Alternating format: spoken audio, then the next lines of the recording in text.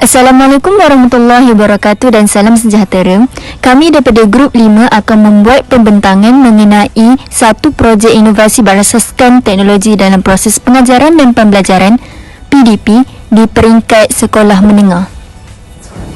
Kumpulan kami terdiri daripada Izati, Rabiatul, Syafiqah, Hafisa, Ann dan juga Kristen. Kami menggunakan perisian Kotobi Otter untuk membuat e-book kami. Di dalam e-book kami mempunyai gambar, video, latihan serta kuis yang kami gunakan. Dalam masa yang sama kami menggunakan book widget untuk link dengan latihan. E-book kami bertajuk Penakulan Logik Tingkatan 4 yang terdiri daripada pernyataan dan juga hujah. Kami menyediakan e-book kami dalam bentuk format EPUB dan boleh diakses melalui beberapa e-book reader seperti iBook dan e-book reader yang lain. Okey, baiklah. Sekarang kita akan lihat slide kepada subtopik yang pertama iaitu pernyataan. Okey, untuk tajuk pernyataan ini terdapat 14 slide yang mengandungi contoh penerangan, contoh serta jawapan secara ringkas. Okey, di bawah subtopik pernyataan pula terdapat 6 subtopik kecil. Jadi, untuk memudahkan para pelajar, kami telah membuat dua background yang berbeza iaitu background untuk penerangan dan lagi satu background adalah berkaitan dengan contoh serta penyelesaian. Untuk pernyataan, diberikan penerangan berkaitan apa itu pernyataan. Jadi di sini penerangan diberikan dalam ayat yang secara ringkas serta padat, jadi memudahkan para pelajar untuk difaham. Diikuti dengan contoh serta penyelesaian. Okey, ini penyelesaian. Okey, ini contoh serta penyelesaian. Okey, untuk nota tambahan pula akan diletakkan di bahagian contoh serta penyelesaian supaya para pelajar dapat take note lah, di mana kita akan letakkan ayat yang lebih ringkas serta padat untuk memudahkan para pelajar untuk faham. Jadi seterusnya diikuti dengan nota serta contoh dan jawapan bagi subtopik yang dibincangkan sebelumnya.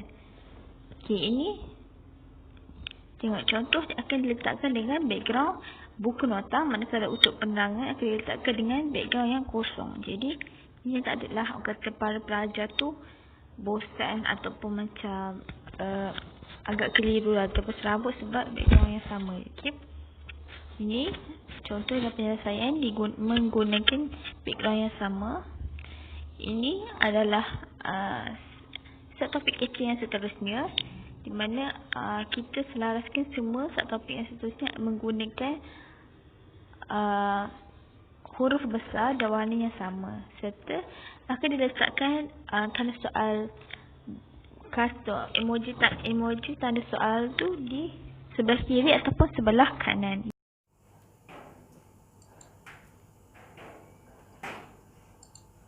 Oke, subtopik seterusnya dalam bab penakulan logik adalah hujah. Hujah merupakan proses membuat kesimpulan berdasarkan pernyataan-pernyataan yang diberi. Hujah ada dua jenis. Yang pertama ialah hujah induktif, yang kedua adalah hujah deduktif. Hujah induktif adalah kuat dan meyakinkan kerana kesimpulan umum yang dibina adalah berdasarkan kes-kes khusus. Contohnya di sini dia ada 4 premis dan hampir ke semua premis ini menyatakan bentuk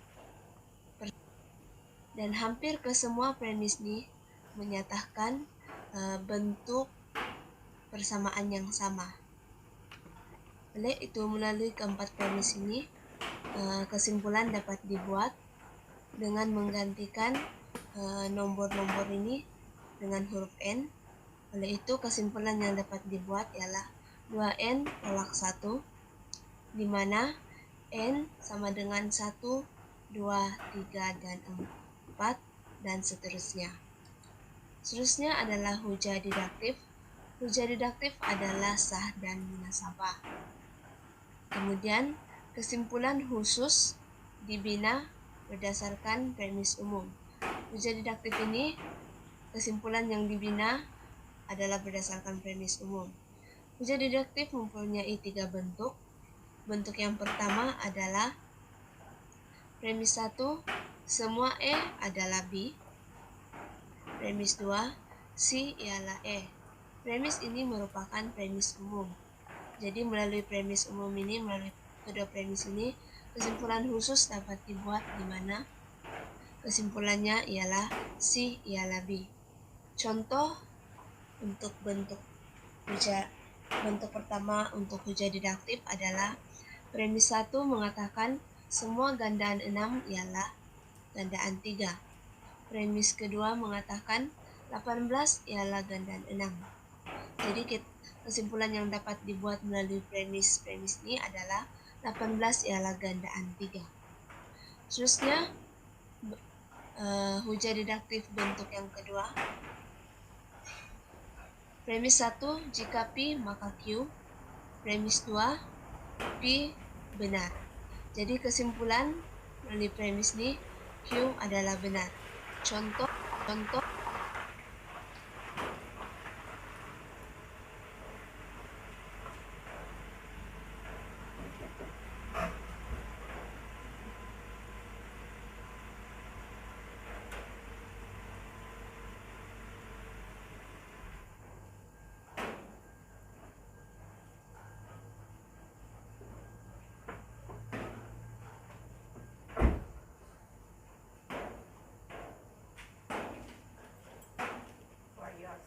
Jangan mesti. Cok senang lo.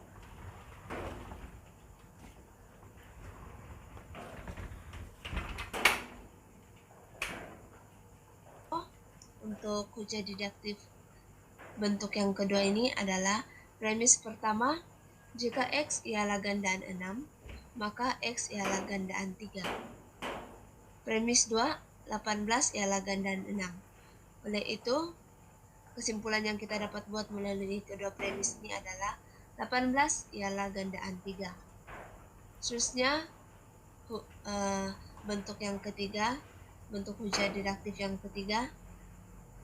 Premis 1, jika P maka Q. Premis 2, bukan Q adalah benar. Jadi kesimpulan yang dapat dibuat adalah bukan P adalah benar. Beza di antara bentuk yang kedua dan bentuk yang ketiga adalah kita boleh lihat melalui premis yang kedua. Di sini menyatakan P adalah benar. Tapi di sini menyatakan bukan Q. Keyword dia adalah bukan Q, adalah benar. Jadi itu merupakan cara untuk kita membezakan bentuk hujah didaktif yang kedua dan ketiga. Kemudian bentuk hujah didaktif yang pertama ini kita boleh kesan, kita boleh detect. Ini merupakan bentuk hujah didaktif yang pertama adalah melalui perkataan semua. So, contoh untuk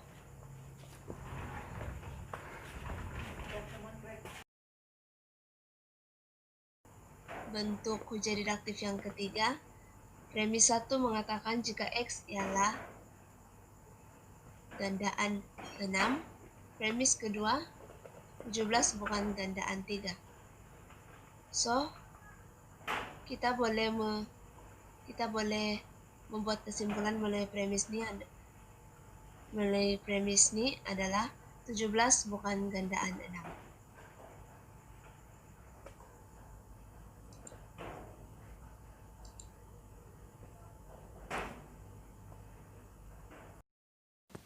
Bagi pembentangan untuk bahagian video, buku digital peneknologi adalah terbahagi kepada dua, iaitu video pada penyataan dan juga video pada hujah. Apa yang anda perlu pastikan adalah anda dapat mengakseskan internet bagi memainkan video tersebut. Video yang pertama adalah video pada bahagian penyataan. Video ini, apa yang anda perlu lakukan adalah dengan hanya mengklikkan pada video tersebut untuk memainkan video pengajaran tersebut.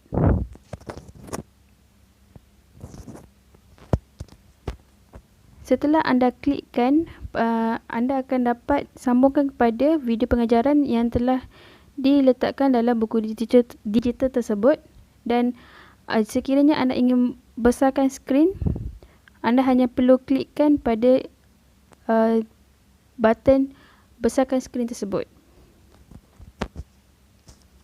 Untuk video yang seterusnya adalah pada bahagian hujah. Video yang terdapat pada bahagian hujah adalah terdapat dua video yang berbeza, iaitu video pertama adalah untuk membentangkan tentang bentuk-bentuk hujah yang terdapat dalam topik penaklukan logik. Anda hanya memerlukan step ataupun cara yang sama seperti pada video yang pertama tadi.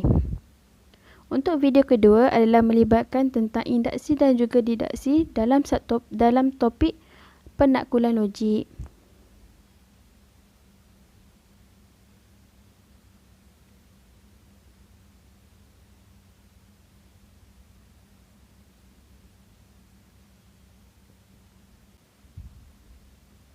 Sekian sahaja pembentangan tentang video dalam buku digital penaklukan logik kami. Sekian, terima kasih.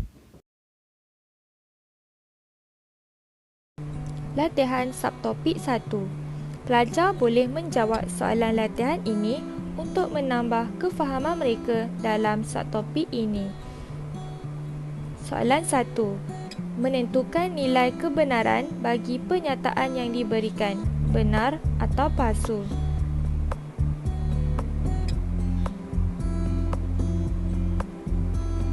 Soalan kedua.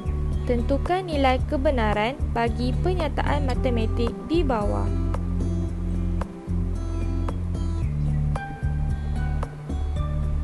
Soalan ketiga. Tentukan nilai kebenaran bagi pernyataan matematik yang dikehendaki dalam kurungan.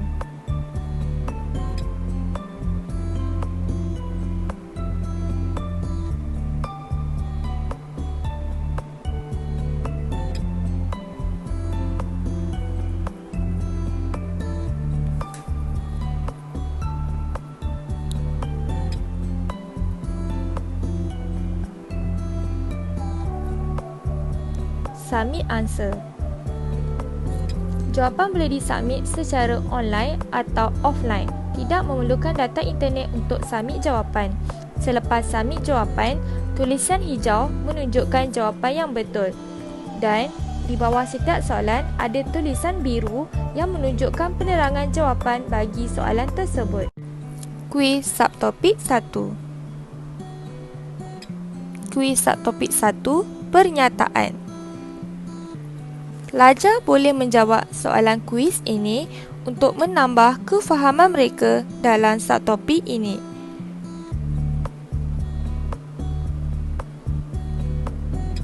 Soalan 1, tentukan sama ada ayat-ayat di bawah pernyataan atau bukan pernyataan. Soalan 2, tentukan sama ada pernyataan di bawah benar atau palsu. True untuk benar, false untuk palsu.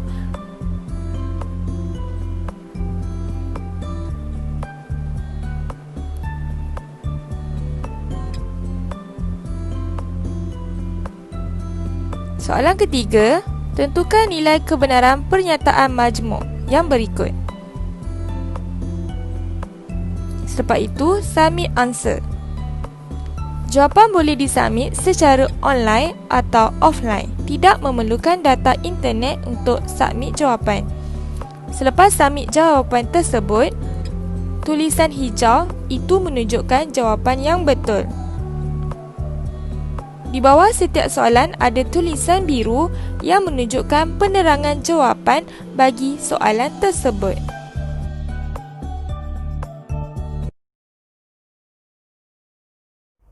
Oke, hari ini saya akan tunjukkan bagaimana nak guna kuis dan exercise menggunakan aplikasi e-book.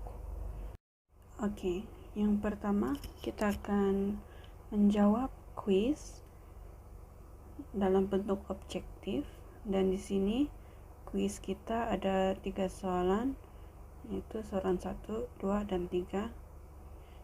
Soalan pertama, lengkapkan hujah berikut, dan kita diberi 2 premis dan 1 kesimpulan. Premis 1, jika y sama dengan mx tambah c ialah persamaan linear, maka m ialah keturunan bagi garis lurus itu. Kesimpulan pula, 2 ialah keturunan bagi garis lurus itu.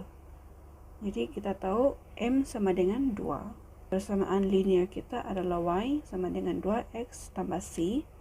Jawapan yang pertama, y sama dengan 2x tambah 5 ialah satu persamaan kuadratik. Kita tahu persamaan equation ini adalah persamaan linear.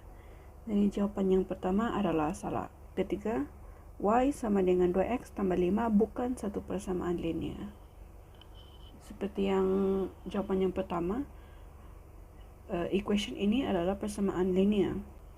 Jadi jawapan akhir kita adalah pilihan yang kedua, yaitu y sama dengan 2x tambah 5 ialah satu persamaan linear. Oke, seterusnya soalan kedua.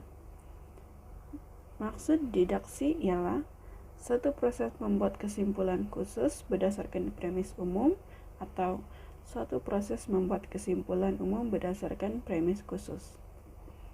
Jawapan yang betul adalah suatu proses membuat kesimpulan khusus berdasarkan premis umum. Oke, soalan yang terakhir. Sebuah pentagon mempunyai 5 sisi. Tentukan sama ada ayat ini adalah pernyataan atau bukan pernyataan. Ini merupakan ayat yang benar. Oleh itu, ini adalah pernyataan. Submit jawapan kita. Seterusnya kita akan isi maklumat diri. Ini membolehkan kita melihat jawapan akhir kita. Bagi soalan yang pertama, kita dapat lihat bahawa jawapan kita adalah betul. Yang kedua, sama juga, jawapannya adalah betul. Dan yang ketiga, jawapan kita adalah betul. Seterusnya, kita akan beralih kepada bahagian latihan dalam subtopik hujah. Di sini kita ada beberapa soalan yang perlu diisi dalam bentuk subjektif. Kita akan coba menjawab soalan ini. Soalan yang kedua, tulis kesimpulan bagi hujah didaktif berikut untuk membentuk hujah didaktif yang sah dan munasabah. Di sini kita akan lengkapkan premis 2. Yang pertama, premis pertama, jika jualan tahunan syarikat ANC melebihi 3 juta, maka pekerjanya mendapat bonus 3 bulan gaji. Dan kesimpulannya adalah jualan tahunan syarikat ANC tidak melebihi 3 juta. Daripada premis 1 dan kesimpulan, kita boleh mendapat jawapan kita, yaitu jika ANC tidak melebihi 3 juta, maka pekerjanya tidak mendapat bonus 3 bulan gaji.